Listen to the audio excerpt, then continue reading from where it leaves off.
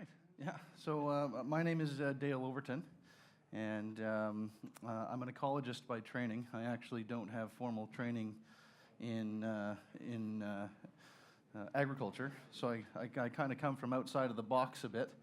I founded my company in 2008, just after finishing my master's degree in quantitative plant ecology, and I did my master's degree on a contaminated site in northern Manitoba, an old mine tailing site that had been abandoned for 77 years.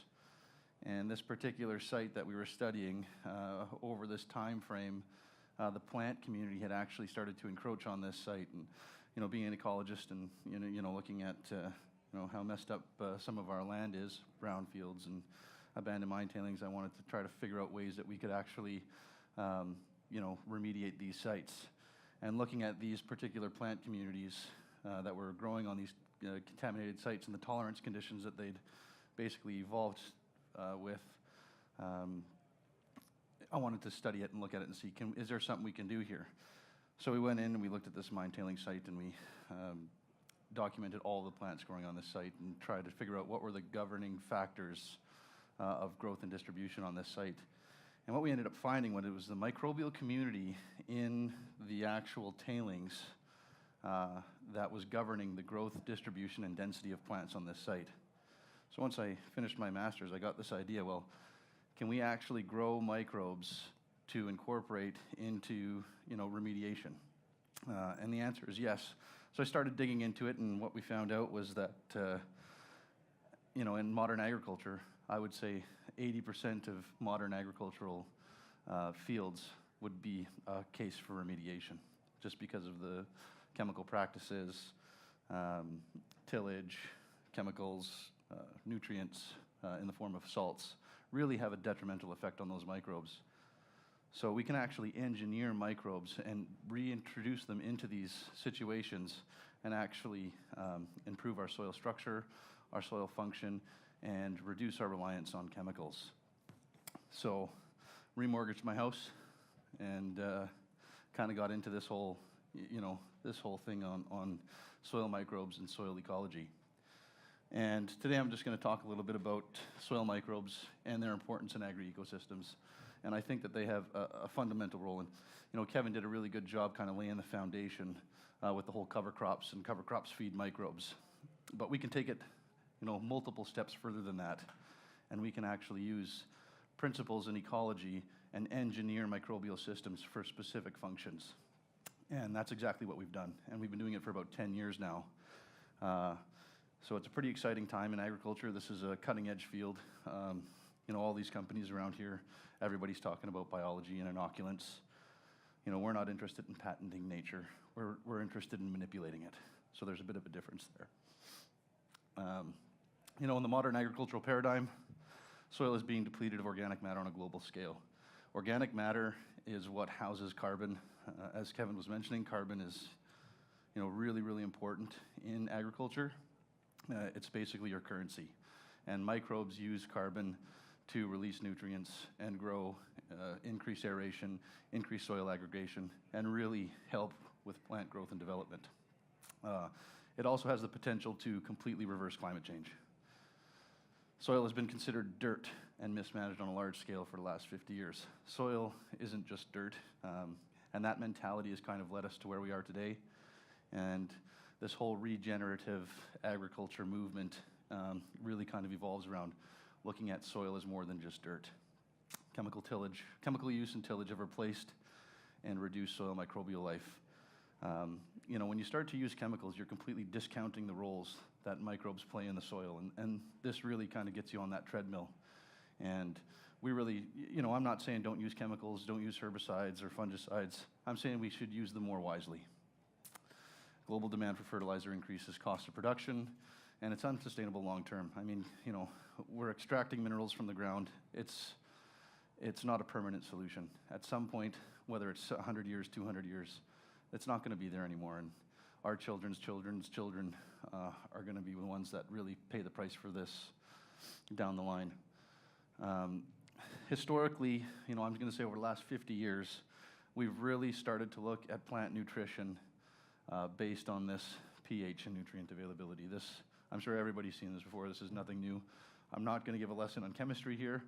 I'm just going to say that when you look at the way nutrients flow in a system and you're just looking at pH, you're really missing a huge part of this picture.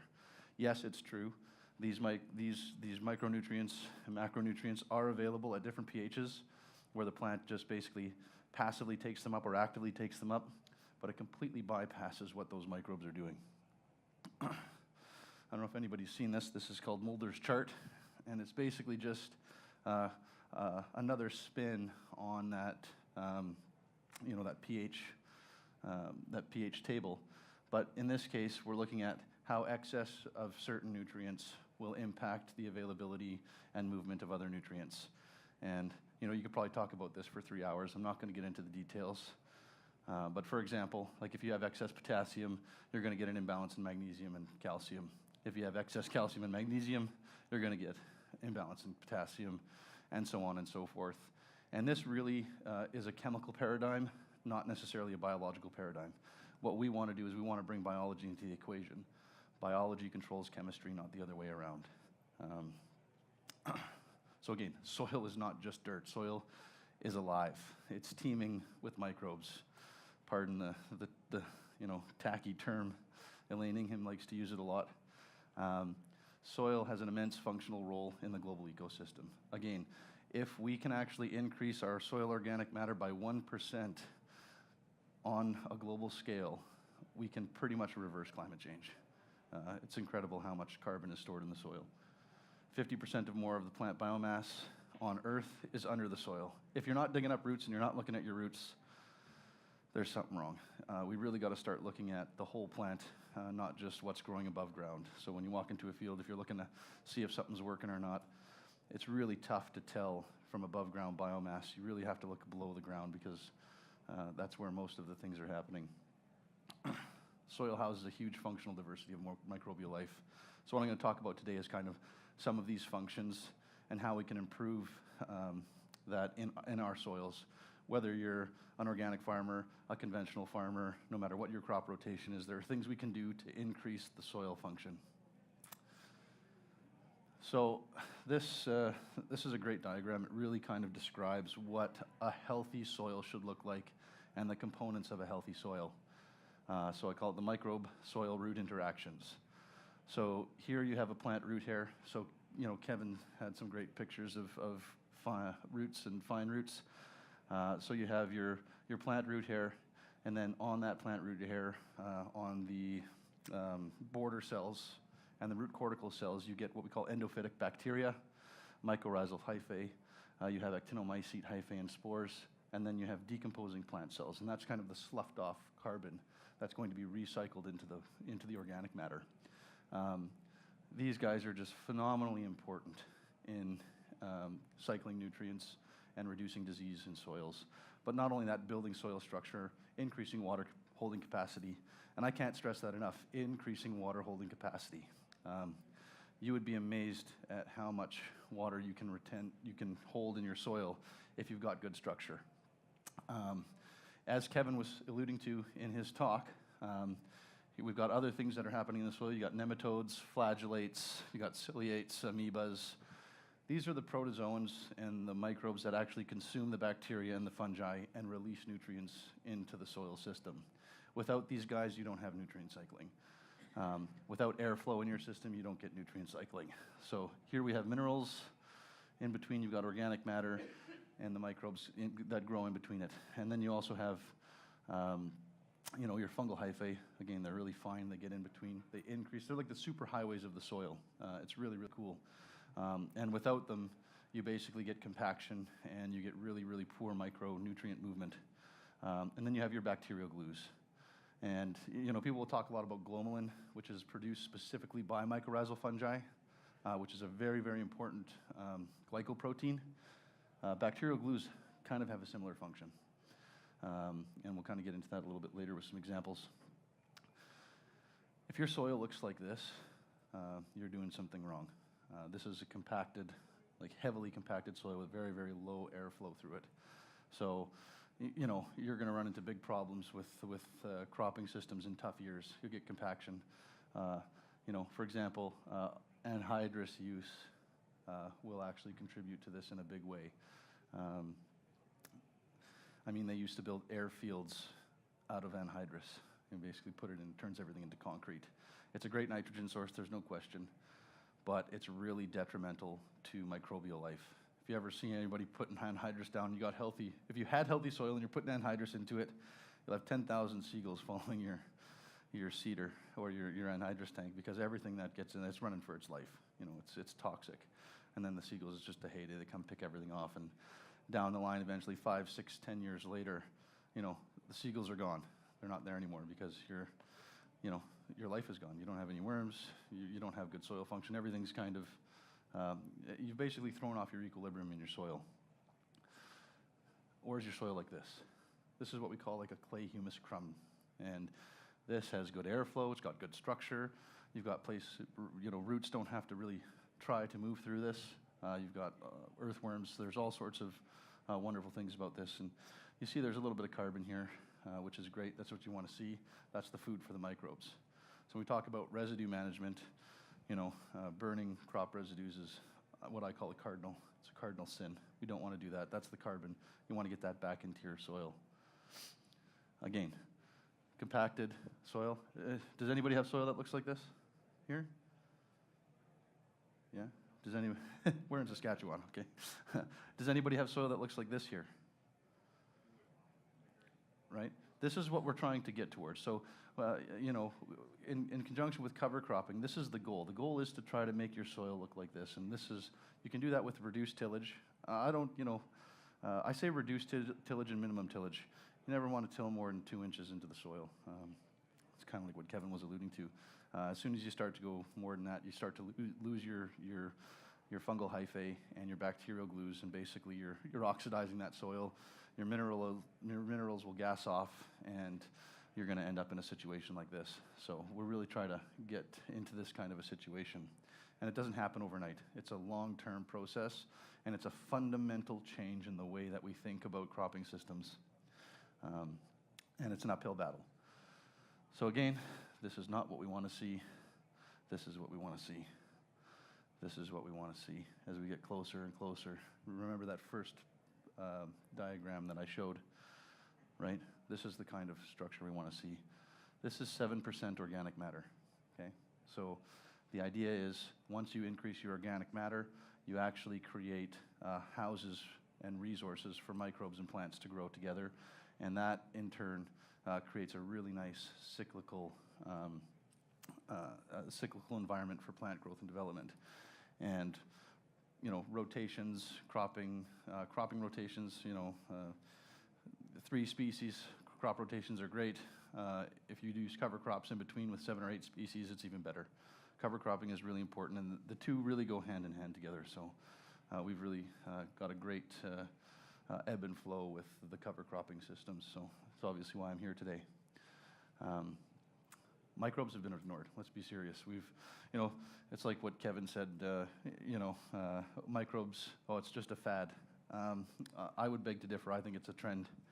And I think that a lot of people that have been farming their land for a long time are starting to realize that you're putting down more and more for less and less all the time. And the only people making money are the chemical companies and the input suppliers and the seed companies that are controlling the seed market and whatnot. But that's another battle altogether. Fertilizers replace the role of important functional microbes. When you put nitrogen, phosphorus, potassium, boron, zinc, all of this stuff down, you're completely bypassing what these microbes are doing. Now, I'm not saying don't put it down. I'm just saying we can use these microbes and put down less. And the idea is, you know, microbes do the work for you. Why are you killing your workforce? It doesn't make any sense. If you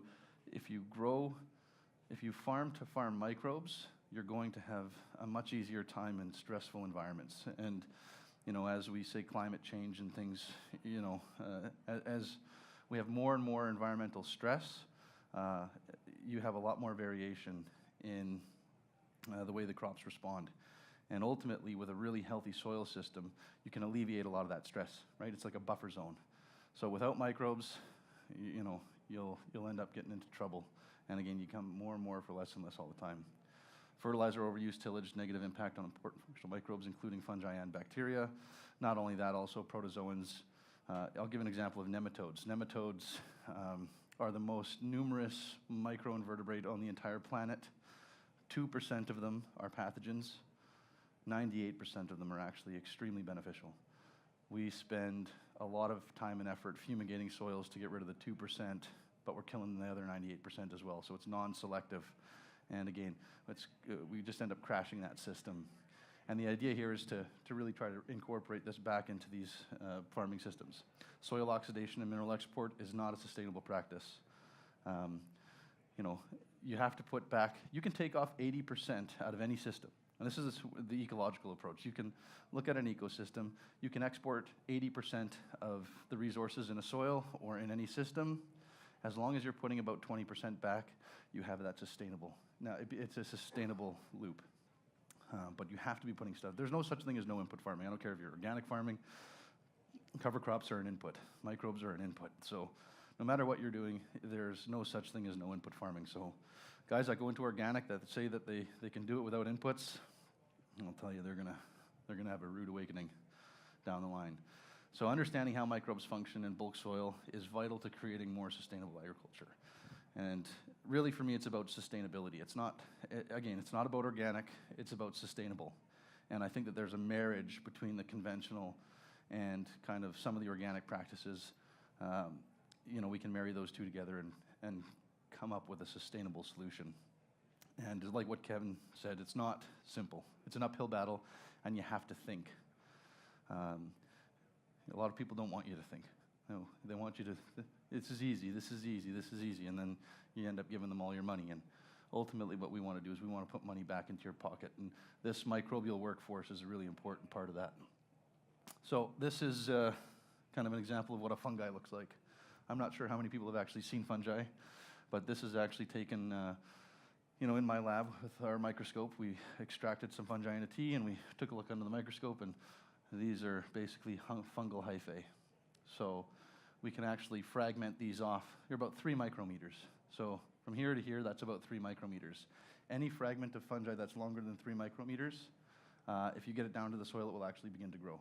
So it's very similar to looking at some rhizome-type plants where you can cut off half the plant and it will still grow. Same thing, this is just a different species, right? So they actually grow very, very well in solution as long as you've got air. Airflow is very vital. They're aerobic microbes, and they actually help to aerate soil. These guys try to create an environment that's conducive to their own growth and reproduction. So we always have to remember that. They do the work for you. I really like this. Kind of gives you an idea of what mycorrhizal fungi do. Mycorrhizae are vital. It's a really, again, another one of those big hot topics in agriculture. Here we have, this is an arbuscule. So this is what happens. You see here, that's the plant root. This is the fungi, and the fungi actually penetrates like a parasite into the plant. It invaginates into the plant, and they create this really dynamic relationship where the plant is releasing sugars to the fungi, and the fungi is releasing citric acid, oxalic acid, and it's unlocking phosphorus from the locked up soil particles. So there's a mineral component to soil, and you can actually release elements from mineral with acid, right? And these organisms release acid. Again, this is a mycorrhizal fungal network.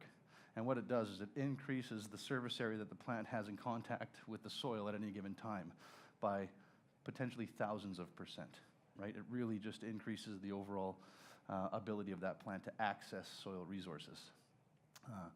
This particular diagram is probably one of my favorites because it really shows you how, how big that network is. It's unbelievable. And typically when we're looking at soil, we only see your primary and secondary roots, right? It's those fine root hairs, the tertiary and the quaternary roots that really have a huge role in feeding that microbial system. Your coarse roots, I call them water roots, and your macronutrient roots. They're good at sucking up nitrogen and phosphorus actively and passively, but it's those fine roots that really allow you to unlock the micronutrients and really get that balance. So it's vital to the equation. Nice thing about mycorrhizae is they're everywhere. So as long as you're doing things right, you don't necessarily need to add them into your system. They're there. You just need to work to encourage their growth and development, provide an environment that they like. 98% of all plants form relationships with them. So that's obviously a really important part of plant growth and development. This is just an example of how much life there is in the average acre of soil, okay?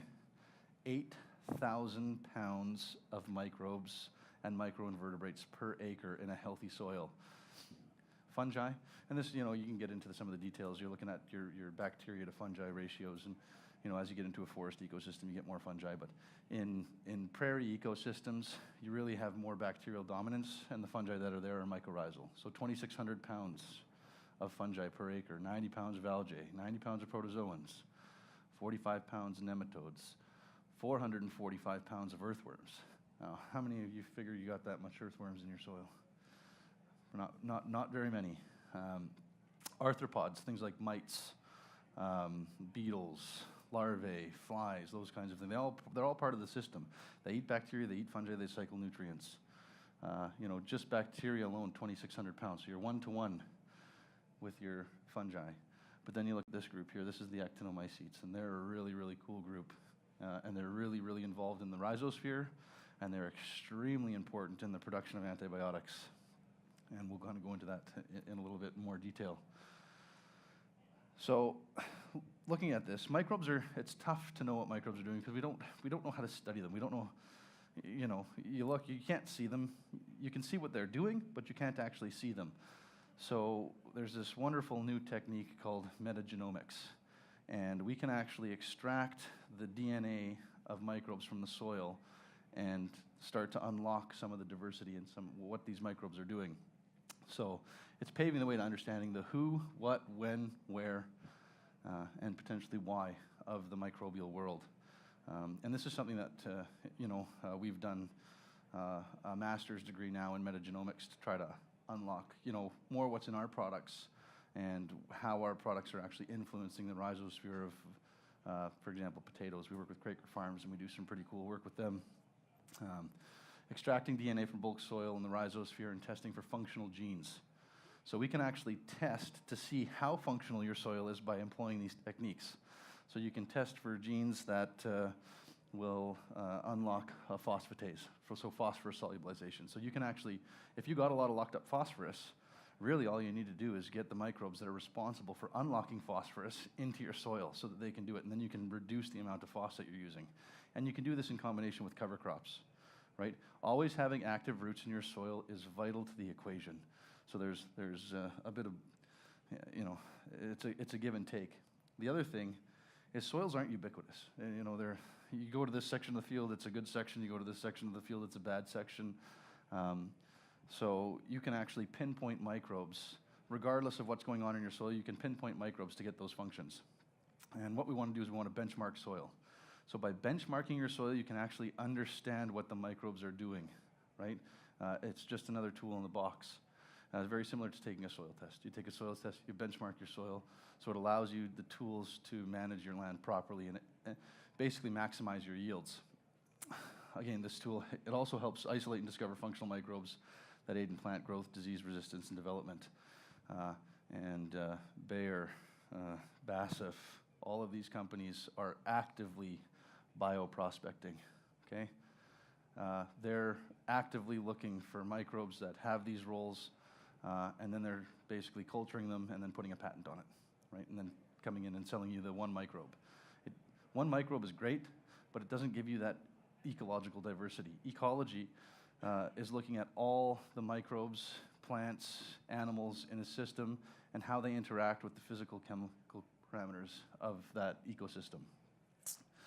So again, it's complicated. So we could take this information and really make it easy to understand. But this is the metagenomics of EcoTea. So this is a master's degree that we did for the last 3 years, and we looked at isolating all of the microbes that grow in our products. I'm just a simple earthworm farmer, but we use our earthworms as bioreactors to grow microbes. And this is kind of the data that it spits out here. These are all the microbes here, and where it gets dark, it means you have a lot of them. Where it's light, it means you have less of them. And you can see that this isn't even this is just a tiny fraction. We've identified 129,000 different species that we can actually grow that represent a huge functional range of functions in the soil. I won't go into much detail on this, it's much too complicated. But you know, we got compost worm castings, we've got compost teas, so we can actually isolate, you know, we can determine how to feed specific functional groups and then test to make sure that we're feeding those functional groups. And we can also put them into your soil and make sure that they're there. And it's really cool. And this is kind of like the sophisticated future of farming. It's ecological engineering. We're trying to engineer a system. You guys are all ecological engineers. You're farming. Farming's, it's the management of land and resources, right? So we understand soil type and planting regime, how that influences soil biology. So again, those diverse crop rotations, right? They influence soil biology, they influence nutrients, they influence all aspects of that. So we can engineer our systems to perform better. Understanding what demands each crop has and how microbes can supplement fertilizer. It's a holistic approach, right? You know, again, I'm not saying we don't need to use you know, conventional means to grow plants, but we can use microbes to cut a lot of that stuff out. Again, we're using microbes to improve plant and growth development. Biology controls chemistry, not the other way around, right? That's something that's paramount in sustainable agricultural practices. We want to use microbes to recycle crop residue. Don't burn your crops. I mean, that's carbon that you're exporting. If you actually have a good fungal component to your soil, you can recycle all your crop residue without sucking up any of your nitrogen or very little of it, because these fungi release organic acids without using nitrogen. So good fungal soils will actually cause crop residues to disappear. We have guys that are planting, you know, they cut a year off of their rotation in flax because they've got fungi back in their soil, and that fungi is now basically taking that flax residue, which is typically very challenging to deal with, and reincorporating it back into that soil organic matter. So they cut a year off of their flax rotation, right? So every second year they can grow flax instead of doing it in a 3-year rotation. You know, select guys. It doesn't happen overnight. It takes a little bit of time to build it and to understand how that system works. So we want to really understand the ecological function of these microbes and how we can really increase their numbers in the soil, and again, benefit from their presence. These microbes are worth money, big time. So one is micronutrient mineralization, right? You don't need to put the micronutrients there, they're there. You just need to unlock them. And you need to have the microbes that are present in your rhizosphere to unlock them. So again, iron, manganese, boron, copper, zinc, molybdenum, they're all in your soil for the most part. You just got to get at them. Phosphorus, same thing. You've got both bacteria and fungi that have the capabilities to unlock phosphorus. So mycorrhizal fungi are really important to this. I'll get into that a little bit later. Nitrogen fixation. You have free-living nitrogen fixers, right? They're called diazotrophs. You know, as Kevin said, how much nitrogen is in my hands? Well, 75%. How do you get at it? You encourage the growth of these guys. And then you have your symbiotics like your rhizobiums, braided rhizobium, all of that stuff, your nodulating bacteria. Antibiotic production. This is, to me, this is a big one. You can actually, I mean, 98% of all antibiotics that we have, that we use, come from bacteria and fungi. I'll go into some detail on that. Phytohormone production. You can influence root development. You can influence flowering. You can influence all sorts of, you know, plant growth with phytohormones. Bacteria and fungi actually specifically produce hormones to influence plant growth and development. For example, pathogens are well known to influence auxin dynamics in the roots, right? To force retarded growth in the plant, right? So they can extract those resources. So that's, we obviously don't grow pathogens. We grow organisms that suppress pathogens. And then nitrogen cycling. Again, bacteria, fungi, protozoans, nematodes, they're all very important in nitrogen cycling because they're the food. These guys are the base of the food chain, right? They're, everybody eats these guys, and energy flows up the system. Microbial roles in plant growth and development. So exudates. I read this paper I couldn't sleep last night after the Jets game and then tennis was on. And I'm a Federer fan, so I couldn't go to sleep. So I read this paper that was released in 2018 on the specific compounds that plants will release in their exudates to stimulate exactly what I'm talking about, different functional microbes. So for example, when a plant goes into flower, it will actually release exudates. I know Kevin said that they don't release exudates, but they do, just not as much sugar. They're actually signaling for phosphorus solubilization because as that plant goes into flower, it needs more phosphorus. So they signal phosphorus solubilizers. They really kick those mycorrhizal fungi into overdrive, right? So you have my plants, they release exudates that stimulate microbes. Through metabolic activity, they release nutrients from the soil, and that organic litter that the plants are sloughing off turns into soil. You got this wonderful cycle. It's fairly fragile. You put tillage into this equation, and you might as well just X this off. You just lose all of your function. Heavy, tight rotations, salt-based fertilizers, and herbicides all impact this cycle. Once you start understanding that, you can start to fix what's happening. And it's baby steps. Nothing happens overnight. It's like Don's in the room. He's baby stepping into understanding how this works, and perhaps he can enlighten some of you on what's happening there. So here I've kind of broken it down into these little cool, diagrams. So micronutrient mineralization: iron, zinc, boron, manganese, copper, chlorine, molybdenum. There's a few more, but microbes will actually unlock these. You don't need to be putting them down. Again, you do your soil test. Some soils are going to be inherently, low on boron, for example, or low on molybdenum or selenium, some of those things. Microbes will unlock those. Bacteria and fungi produce enzymes that liberate cations and anions from clays and humus. If you look at a soil sample, it says ratio. You want a ratio of this calcium to phosphorus. You want a ratio of biology controls chemistry, right? So if you're counting on the biology, they'll actually do the work for you. Those numbers aren't quite as, they're important, they're not quite as important when you've got a really good functional biological system. Enzymes like metalloproteases.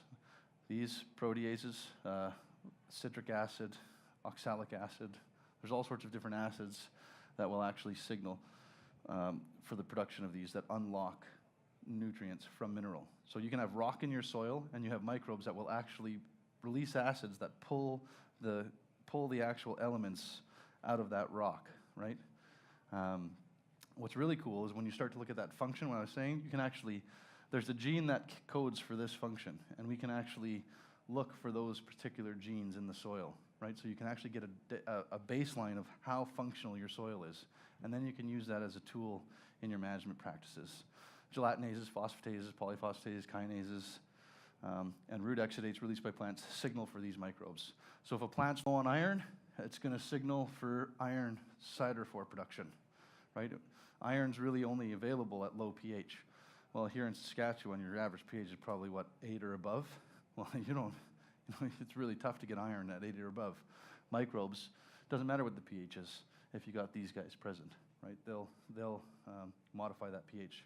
You actually look at your rhizosphere pH, you're going to find that it's much lower than 8. If you look at your bulk soil, you'll find it's higher than 8, but if you actually look at that rhizosphere, you'll find that the plant and the microbes are actually modifying that pH as they're growing. Macronutrient mineralization: phosphorus, nitrogen, potassium, magnesium, sulfur, calcium, all of these, carbon, oxygen, hydrogen, all controlled by microbes, right? They fix nitrogen, they create humus. Humus is, creating humus is the most important role that we can do on a farm. And it's kind of alluding to what Kevin, when you talk about soil health really revolves around building humus. So you have different types of organic matter. There's stabilized or recalcitrant organic matter, and then you have active organic matter. And humus is basically the transformation of active organic matter into stabilized organic matter. And that's the real house of nutrients and resources.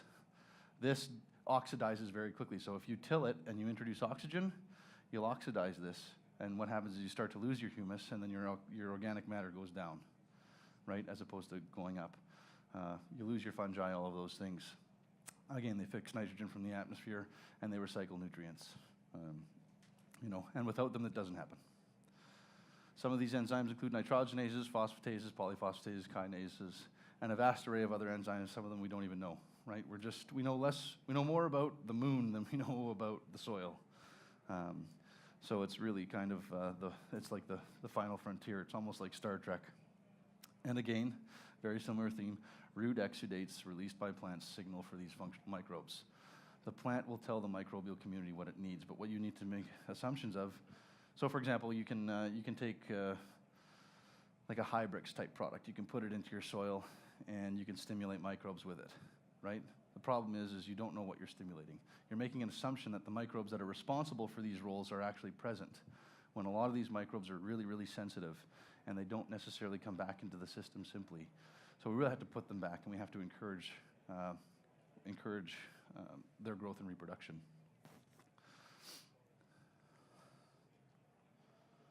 Oh, shoot. Yeah. So everybody knows what this is. This is just an example of a legume.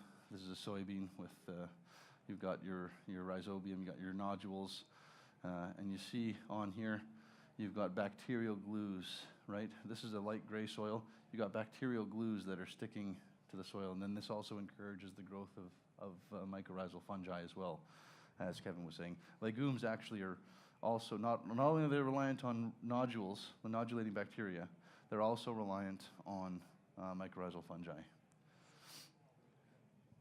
One of the things that I think is really important, again, is this phytohormone production.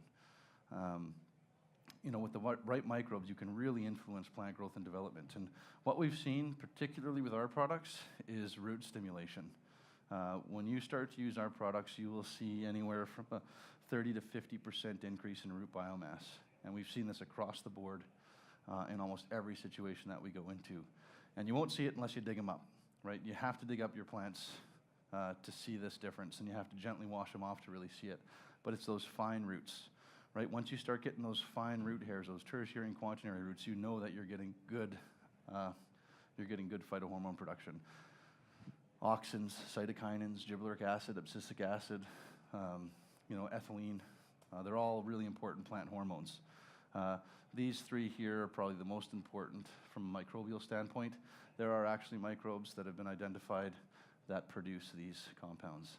And auxins are a really interesting one because there's about 10,000 different kinds of auxin or different variations. Indole-3 acetic acid is probably the most important, and it's the one that really forces root development. So if you can get these organisms onto that seed, right, as soon as that seed germinates, these microbes are there, they force that root development. So you just get a much more robust seedling. And that's really important, especially nowadays when we're getting into drought stress, heavy drought stress. I mean, you need these plants to get the best root mass as fast as they can so that you can alleviate some of that drought. Various bacteria have been isolated that produce these hormones, including actinomycetes, gram-negative bacteria, gram-positive bacteria, and I say filamentous fungi, and what I mean by that is mycorrhizae. They also produce phytohormones. Many of these bacteria are associated with earthworms, right? Earthworms take plant material, they move it around the soil, they aerate the soil. Earthworms are friggin' cool. They don't really have an immune system. They're slimy on the outside, and that slime, that mucilage, actually selects for antibiotic-producing bacteria. I'll get into that next, but also organisms that are going to influence plant growth. Earthworms eat plant matter, right?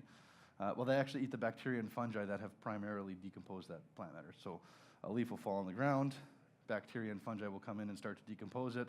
Earthworms will then come and consume the bacteria and fungi that are on that, and in doing so, they basically create that complex soil aggregate, right? Bacterial glues and mucilage. I'll show some pictures later of how that works. And again, root exudates, common theme. Root exudates select these microbes. Antibiotic production. People say all these guys, microbes this, microbes that, it's a fad. Look, microbes, antibiotic production, it's a $100 billion industry, and every single one of the antibiotics that we know comes from a microbe. So you're telling me they're not important? Come on. Many antibiotics are produced by microbes, many of which have yet to be discovered. You've got medical labs across the world that are going into soils looking for microbes that can produce antibiotics that are going to combat that superbug that's coming, right? The doomsdayers. Bacteria and fungi are identified to produce antibiotics, including actinomycetes, gram-negative bacteria, gram-positive bacteria, and fungi. For example, penicillium, right? Penicillium it's ubiquitous, it's everywhere, but I'll bet you go into Farmer Joe's field that's got a heavy glyphosate program that's using fungicides and heavy tillage, and you won't find a penicillium anywhere. They're just, because they require a certain type of system to go into, and then you get onto that treadmill, right? Again, many of these are associated with earthworms. We've actually isolated 7 types of actinomycete bacteria that produce antibiotics on our earthworms. One of them is Streptomyces greavis, and that's where they isolated streptomycin from. Streptomycin itself is a $20 billion industry, and it was isolated from a bacteria that's associated with earthworms. But they're not important, right? Root exudates released by plants select for specific functions. So, there we go. So this is just a very short list of microbes that have been isolated that produce antibiotics and the antibiotic that they're associated with. I'm not going to go through this in any kind of great detail, but penicillin, obviously, where streptomycin greasis, it's a gram-negative bacteria. It affects protein synthesis. Most of these bacteria are associated with heavily disease-suppressive soils. When you get rid of these, like Bacillus subtilis, you've got Monsanto's got a Bacillus subtilis. They got Penicillium babale, tag team, for example, right? So again, don't be fooled. These microbes are extremely important, but it's not about 1 or 2 species. Each one of these is a different species. And look at this: Streptomyces, Streptomyces, Streptomyces, Streptomyces, Streptomyces, Streptomyces, all actinobacteria, all heavily associated with the rhizosphere, right? So most diseases in the soil on plants are soil-borne, right? And the reason that we've got this prominent disease problem is because we've basically discounted these microbes, killed them all, and now we have a disease problem, right? So the idea here is how do we get these microbes back in the soil and working for us? This is a study we did. We were working with a golf course back in 2012, 2013 in the lower mainland of British Columbia. And one of the guys they were using our product, and they started to notice that they're not seeing, it's kind of like a fusarium type species called Microdochium nival, or pink snow mold. It started to disappear. Middle of winter in BC, 4 degrees, rain every day. They're in a heavy fungicide program because snow mold will devastate your golf course. It will kill everything if you let it get out of control. But where they were using our product, they stopped. It wasn't as prevalent. They were actually going 2-3 weeks without putting a fungicide down. And he wanted to understand what the mechanisms were that were behind it. He said, is this EcoTea stuff really what it is? And he was taking his plant pathology course at Kwantlen College, and he called me up and he said, Dale, what would you do? If you wanted to prove this, what would you do? So I said, I'd plate it out, and then I'd add some EcoTea to it and see what it is. So this here is actually pure culture of Microdochium nival. Again, very similar to fusarium, right? Growing at 4 degrees Celsius, so very cold conditions, where you think microbial activity decreases with the cold. It does, but these fungi are still active. This is when this fungi is the most active, actually, right? So 7 days, pure culture, identified by Guelph as the pathogen. Same thing. This is Microdochium nival. They put middle smear. You see that's the middle smear? You'll see this is the corner smear. But middle smear with 1 drop of our EcoTea. So they put the EcoTea down on their golf course, and when he was done spraying, he took what was left at the bottom of the tank back to the lab, put 1 drop in, right? Pure culture with 1 drop of EcoTea, right? You'll see the pathogen is there, right? But it's not really doing much. You probably wouldn't even notice that was even present. And that's because of all these other microbes that are there that are producing antibiotics and competing for resources. We call it specific antagonism. It's basically competition. Braden gave a good example. He said, you know, you come in here and you get a guy in here and he starts flipping tables over and he's, you know, put 1,000 people in this room and have that same effect. You can't, it doesn't, you just can't. There's too much room, right? Or there's too much competition. You can't, it doesn't work. And that's what we're seeing here. So this is an example, a really good example of specific antagonism. In this case, right, there's microdochium in the middle, and this is penicillium, right? So in this case, we don't know. It's like warfare. The idea is we grow the microbes. We don't know. I can't make you a guarantee that you're going to get the penicillium growing or whatever. The idea is we produce so many species that all the species we're putting there have a positive role on the system. So we're just trying to put as many good guys as there we can. They're fighting each other and they're fighting everything, but the idea is to create that really positive environment. And again, in this case, the pathogen never even took off. It stopped it in its tracks, completely suppressed it. This here is Trichoderma hazarium, right? A chitin-degrading microbe. Very, very prominent in disease suppression. There's papers and products. I mean, it's probably a $2 billion industry, just this trichoderma. Just this one Trichoderma hazarium, right? It's incredible. This is EcoTea all by itself, right? So if you look at EcoTea all by itself, the other cool thing is when you have a pathogen, pathogens release certain compounds that actually signal the activation of things like penicillium. So in this, you've got, basically with no pathogens present, you have a particular kind of community. As soon as you put a pathogen into the system, you activate these antibiotic producers, and they just start to grow and reproduce and take over, right? It's like their food source. That's pretty cool stuff. So taking that and putting it all together, we have a really complicated soil system, right? Way more complicated than I can ever describe in this talk. But we can kind of break it down into again, these functional groups, right? So you have a plant, right? That plant is growing roots. Here we have our nitrogen nodulating bacteria. They're fixing nitrogen. But then we have our free-living nitrogen fixers, right? The azobacters, the azospirillums. And again, there's inoculants on the market that you can buy that have azobacter and azospirillum that you can put into your soil and they'll start to mineralize nitrogen, right? But that's $40 an acre, right? You know, it's not really cost effective because they're so expensive to make and to patent, to register. It's a huge process. You know, you got your plant growth promotion via increased nutrient availability and hormone production. Bacillus, Pseudomonas, Nitrobacter, Streptomyces. Again, you've got inoculants on the market that have Bacillus. That's one kind. You have a Pseudomonas one. You have a Nitrobacter one. You have a Streptomyces one. They all cost, each one of them costs $20 an acre or $30 an acre or whatever it is. They're expensive, right? Here we have mycorrhizal fungi.